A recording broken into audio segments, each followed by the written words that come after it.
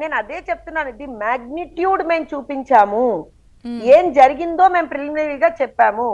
Definite గా అక్కడ ఉన్నది ఎన్డీఏ ప్రభుత్వమే, ఇక్కడ ఉన్నది ఎన్డీఏ ప్రభుత్వమే అండి. డెఫినెట్ గా ఎక్కడైతే తప్పు జరుగుతుందో దాన్ని మేము ఎన్డీఏ ప్రభుత్వం స్పేర్ చేయదు, అందులో డౌట్ లేదు. So we will go by rule and procedure and proper investigation చేసి ఎవరైతే తప్పు చేసారో వాళ్ళని శిక్షిస్తాము. సో అందులో అరెస్టులు ఉంటాయంటే ఉండక ఏమవుతాయి చంద్రిక్ గారు? ఇప్పుడు ఏంటంటే గుమ్మడికాయ దొంగంటే భుజాలు తడుకున్నట్టు ఏడుస్తున్నారేమో అని నా డౌట్. మరి అది జగన్మోహన్ రెడ్డి చేస్తాడా, లేకపోతే సజ్జల చేస్తాడా, పెద్దిరెడ్డి చేస్తాడా, ఎవరు చేస్తాడా? ఎందుకంటే విజయసాయి రెడ్డి బాబోయ్ నాకు ఈ రాజకీయాలే వద్దని చెప్పి పారిపోయానని చెప్పి చెప్తున్నాడు.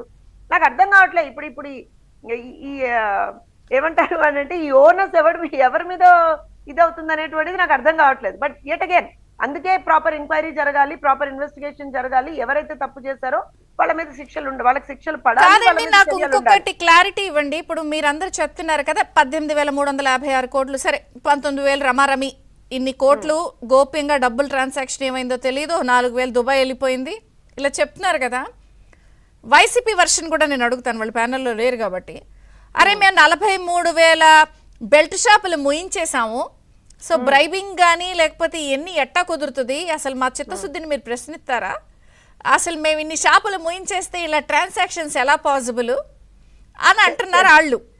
మేము రేట్లే పెంచాం కానీ ఇది చేసాము కాబట్టి ఇందులో స్కామ్ ఎక్కడ ఉందని అడుగుతున్నారు. అసలు స్కామ్ ఉందా లేదా? చంద్రిక గారు, వైఎస్ఆర్సీపీ వాళ్ళు చిత్తశుద్ధి నిజాయితీ అని మాట్లాడితే నాకైతే నవ్వొస్తుంది. నాకు తెలిసి ప్యానెల్ లో ఉన్నటువంటి తోటి ప్యానలిస్ట్ కూడా నవ్వుతున్నారు. మీరు ఇంకేంటంటే మోడరేటర్ గా 43,000 బెల్ట్ షాపులు మేము ముయిపిచ్చేసాము, డబ్బులు ఎలా? Let me complete. మీరు నవ్వు ఆపుకుంటున్నారు చంద్రిక గారు, మీకు తెలుసు చిత్తశుద్ధి ఏంటండి వాళ్ళ మొహం. ఒక నిమిషం మాట్లాడతారాగండి. 9 సంవత్సరాల క్రితం ఇదే జగన్మోహన్ రెడ్డి ఏం మాట్లాడాడు మీకు గుర్తుందా? చిత్తశుద్ధి గురించి మాట్లాడుకుందాం. రాష్ట్రంలో సంపూర్ణ మద్యపాన నిషేధం తీసుకొస్తారన్నాడు. మద్యపాన నిషేధం చేయకపోతే నేను మళ్ళీ ఓట్లు అడగను అన్నాడు. మన సిగ్గు లేకుండా వెళ్ళి ఓట్లు అడిగాడా లేదా? చిత్తశుద్ధ వాళ్ళకి పోనీ అది వదిలేద్దాం. మీరే మాట్లాడలేదు. మీ పాయింట్ కే వస్తానండి. 43,000 బెల్ట్ షాపులను తీసేస్తామన్నారు.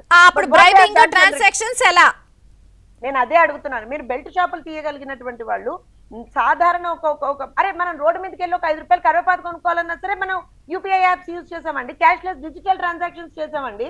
ప్రభుత్వ ఆధీనంలో నడుస్తున్నటువంటి వైన్ షాపులు, ప్రభుత్వానికి సంబంధించినటువంటి సరుకు మాత్రమే దొరుకుతున్నటువంటి వైన్ షాపుల్లో ఎందుకు క్యాష్లెస్ ట్రాన్సాక్షన్ లేదు?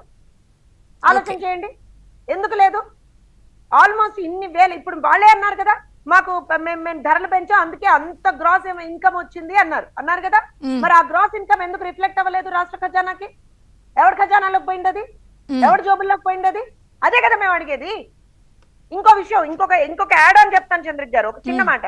మనందరికీ గుర్తుంటే వీళ్ళు అధికారంలోకి వచ్చిన తర్వాత 2019లో ఆల్కహాల్ కి సంబంధించి ప్రొహిబిషన్ ఏమంటారంటే మద్యపాన నిషేధ ప్రచార సమితి అని ఒకటి పెట్టారండి, కమిటీ ఒకటి పెట్టారు.